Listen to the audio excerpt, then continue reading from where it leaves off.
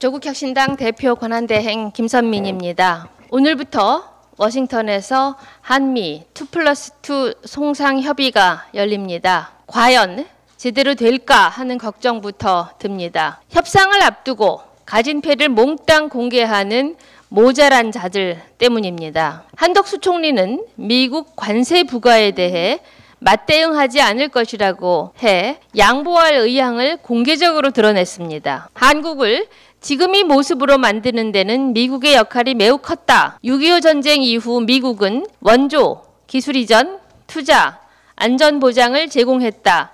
라는 이유를 댔습니다. 한 총리는 미국 밀가루, 우유가루 원조 받던 세대에 아직도 살고 있습니까? 아니면 태극기와 성조기를 함께 휘두르는 아스팔트 구구 세력의 비위를 맞추려는 것입니까? 요즘 대권 출마설이 파다하던데 미국 이익을 우선시하는 한국 대통령이 되려는 것입니까? 직접 협상할 최상목 부총리도 다를 바 없습니다. 한미 동맹을 더욱 튼튼히 다지는 논의를 하러 왔다라고 그는 말했습니다. 그간 윤석열 정권은 한미 동맹이 최고조라고 주장해 왔습니다. 그런데 뭘 어떻게 새롭게 다지겠다는 것입니까? 미국이 한미 동맹을 다지기 위해 이 모든 부분을 한국이 수용하라 라고 종용하면 덥석 받을 것입니까? 모자란 것입니까? 아니면 비겁한 것입니까? 그도 아니면 올해에 사적으로 사놓은 미국 국채 값어치를 올리려고 대한민국을 망가뜨리기라도 하려는 것입니까? 안덕근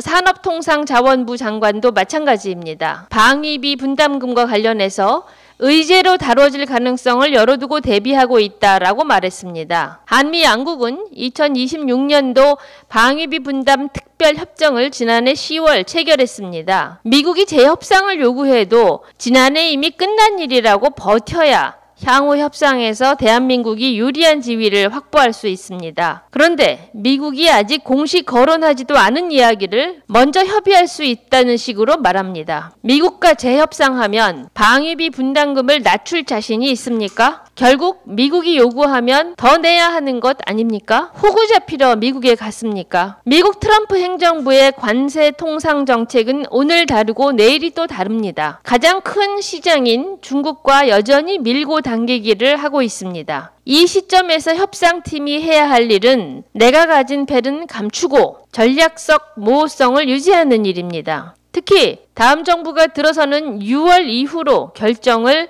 유예해야 합니다. 그런데 지금의 협상 주체들은 마치 미국에 양보하지 못해서 안달이 난 것처럼 보입니다. 사적 이익을 위해서든지 아니면 늘 그랬듯 미국 요구라면 일단 들어주고 보는 것이라면 역사책에는 을사삼적으로 기록될 것입니다. 실제 영토가 아니라 경제적인 영토를 내주어도 매국노는 매국노입니다. 감사합니다.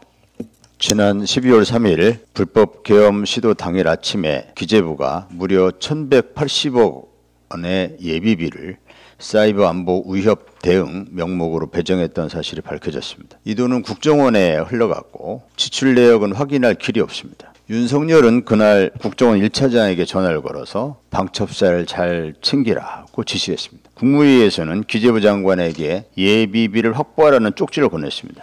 악의가 딱딱 맞아떨어집니다. 심지어 기재부에는 비상입법기구 예산 마련까지 지시했습니다. 이 모든 정황이 계엄 실행과 직결된 그런 흐름 아니겠습니까?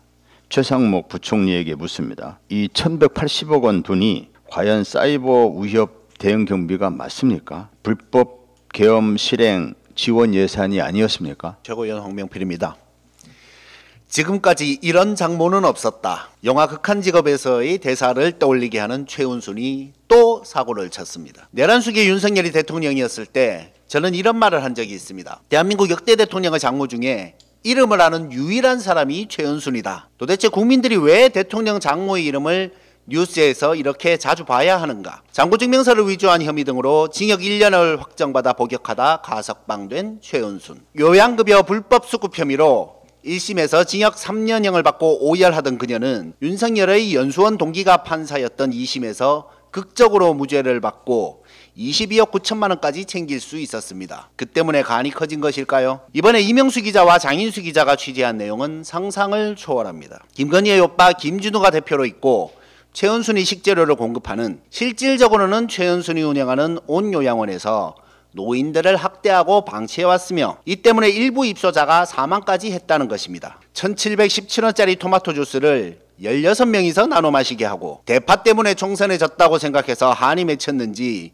멀건 곰탕에 대파도 없습니다. 개죽 같은 밥을 환자들에게 제공하는 것을 보며 돈 주고 요양을 맡긴 부모들이 김건희가 키우는 반려견만도 못한 대우를 받아온 것을 알게 된 가족들의 심정이 어땠을까요? 제가 집에서 밥을 먹을 때 보통 계란을 2개 먹고 아내님이 기분이 좋으시면 감사하게도 3개를 해주실 때도 있습니다. 그런데 16명에게 4개 주던 계란을 돈 아끼려고 3개로 줄였다고요? 이게 사람이 할 짓입니까? 맛있으면 많이 먹으니까 일부러 음식을 짜게 만들고, 병원 가면 지원금이 줄어드니까 하루에 설사를 10번 하는데도 병원으로 이송하지 않아 결국 환자가 숨졌습니다. 악마가 따로 없습니다. 철저히 조사해 이 학대와 죽음에 대한 책임을 반드시 물어야 합니다. 사람들이 모르는 사이에 최은순은 지난해 말 차명투자로 27억대 과징금이 최종 확정되기도 했습니다. 온갖 종류의 사업은 다 하는데 법을 어기는 것을 예사로 생각하는 것은 늘 누군가가 뒷배를 봐주는 것이 습관이기 때문일 것입니다. 검진법사 거처에서 관봉 5천만 원을 포함한 1억 6,500만 원, 그리고 통일교 2인자가 준 6천만 원짜리 목걸이가 발견되어 전국이 떠들썩합니다. 사람들이 그 현금과 목걸이를 누구를 보고 줬겠습니까? 건지는 어떻게든 김건희를 보호하려 하겠지만 설마 하니 보석이 반짝이는 그 여성용 목걸이를 검진법사 하고 다니라고 준 것이겠습니까? 최은순이 지난해 9월부터 12월 사이 10차례나 건진과 통화했다고 하는데 여러 비리와의 연관은 없겠습니까? 아쉽게도 서울의 소리에서 보도한 최은순과 김진우의 뉴스에 대해 후속 취재로 다루는 메이저 언론사가 없습니다. 언론인 여러분께서 더 많은 관심을 가지고 진실을 제대로 규명해 주시길 부탁드립니다. 최고위원 서왕진입니다. 한덕수 대행이 어제는 평택 캠프 험프리스 한미연합사령부를 찾아 한미동맹을 강조하며 안보 행보에 나섰습니다. 지난주 광주 기아차와 울산 현대중공업 현장 방문에 이은 것으로 권한대행이라는 지위를 활용한 노골적인 대권 출마 행보입니다. 한덕수와 용운의 단짝으로 보이는 최상목은 한미통상협의를 명분 삼아 8개 부처 60여 명의 메머드 출장단을 이끌고 미국에 갔습니다. 노무현 정부 당시 한미 자유무역 협정 협상을 위해 구성했던 범부처 출장단 이후 최대 규모라고 합니다. 일각에서는 한덕수가 최상목의 한미 2+2 통상협의 회의 결과를 보고받고 대선 출마를 결단할 것이라고 합니다. 우리 국민은 12.3 내란 사태 수습 과정에서 대한민국을 지배해온 고위공직자들의 민낯을 확인했습니다. 국익과 국민의 안위는 뒷전이었고 오직 자신들의 정치적 생존과 소속 정파의 이익만을 앞세웠습니다. 그리고 그 중심에 바로 한덕수와 최상목이 있었습니다. 시한이 얼마 남지 않은 권한대행 체제의 행정부가 졸속적인 통상협상을 벌이는 것 자체에 국민적 우려가 큽니다. 이번 협상이 국가 경제와 국민의 삶에 지대한 영향을 미칠 사안이라는 점에서 이를 특정 개인의 대선 출마를 위한 트로피로 삼는 일은 결코 용납될 수 없습니다. 향후 미국과 통상정책을 책임지고 조율할 주체는 6월 3일 출범할 새로운 정부입니다. 지금 한덕수가 자처하는 컨트롤타워 역할은 선출되지 않은 권력으로서 감당할 수 없는 영역입니다. 주한미군기지를 찾아 안보 이미지를 쌓고 통상외교의 정점에 서려는 행보 역시 명백한 월권입니다. 한덕수가 왜 이토록 집착하듯 전면에 나서려는지 국민은 다 알고 있습니다. 이런 상황에서 한덕수 내란 대행이 생색내기 추경안을 들고 잠시 후 국회 시정연설에 나선다고 합니다. 내수 활성화를 위한 대책이라며 제시한 이번 추경안은 12조 2천억 원 규모에 불과하고 들여다보면 충분성도, 신속성도, 현장성도 모두 결여된 그야말로 산무추경입니다. 국회 예산정책처조차 우리 내수와 건설 경기가 좋지 않은데 이번 추경에서는 이러한 어려움을 해결하기 위한 사업이 충분히 담겨있지 않다 꼬집었습니다. 산불 등 재난, 재해대책 예산에 대해서도 과거 답습이라고 평가절하했습니다. 대정부 질문에는 나타나지도 않던 사람이 이제 와서 무슨 낯짝으로 국민 앞에서 일장연설을 하겠다는 것입니까? 낄 때 끼고 빠질 때 빠지길 바랍니다. 그것이 공직자가 지켜야 할 최소한의 염치입니다. 한덕수가 향해야 할 곳은 대선판이 아니라 내란 속에 윤석열이 기다리고 있는 법정입니다. 통상 이슈를 이용해 대선 승산이 있다고 믿고 있다면 착각입니다. 한덕수 대망론은 껍데기뿐입니다. 남는 건 노추뿐이고 대선이 끝나는 순간 조용히 사라질 운명입니다. 이상입니다. 최고위원 이혜민입니다. 주격신당은 사회권 선진국으로 나아가기 위한 8가지 사회권 중 하나로 디지털권을 제안한 바 있습니다. 이 중 데이터 자기결정권은 개인이 자신의 정보가 어떻게 어디에서 처리되는지에 대한 통제권을 가져야 한다는 내용입니다. 하지만 지금 이 권리는 기본적인 내용부터 심각하게 위협받고 있습니다. 지난 토요일 SK텔레콤의 가입자 유심 정보가 해커의 악성 코드 공격으로 유출된 것이 확인되었습니다. 현재까지 파악한 바로는 이동 가입자 식별 번호와 유심 인증키 등 개인 식별 및 인증에 사용되는 정보가 포함되어 있습니다. 이는 불법 유심 복제,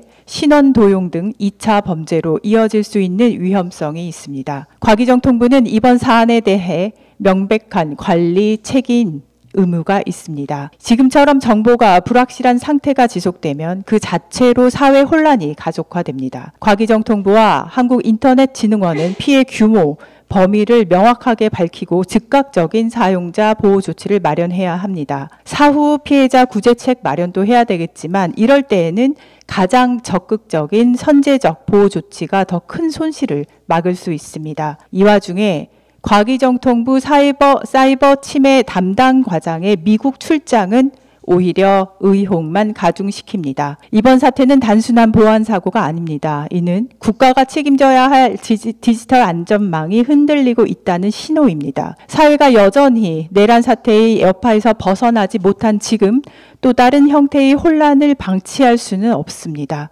조국혁신당은 데이터 자기결정권이 단지 선언적 권리에 그치지 않고 국가의 명확한 책무로 자리 잡을 수 있도록 더욱 구체적인 입법과 정책으로 뒷받침해 나가겠습니다. 이상입니다. 예, 이상으로 조국혁신당 최고위원회 공개회의를 마치겠습니다.